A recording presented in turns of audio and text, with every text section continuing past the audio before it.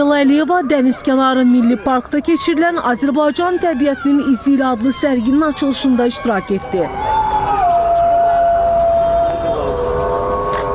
Sərgidə layihənin fotoqraf və videoqrafı Salih Baxşıyev tərəfindən Azərbaycanın müxtəlif milli parklarında lentə alınan 30 fauna növünə aid fotoşəkillər nümayiş olundu. Təqdim olunan fauna növlərinin böyük hissəsi Azərbaycanın Qırmızı kitabına daxil edilib. Leyla Əliyevanın təşəbbüsü ilə təşkil olunan sərgi Idea İctimai Birliyi, Dənizkənarı Bulvar İdarəsi və Bakı Zooloji Parkının tərəfdaşlığı ilə keçirilir. Bir ay davam edəcək sərgi çərçivəsində şəhər sakinləri və paytaxtın qonaqları Azərbaycanın zəngin biomüxtəlifliyini əks etdirən fotoşəkillərlə yaxından tanış olmaq imkanı əldə edəcəklər.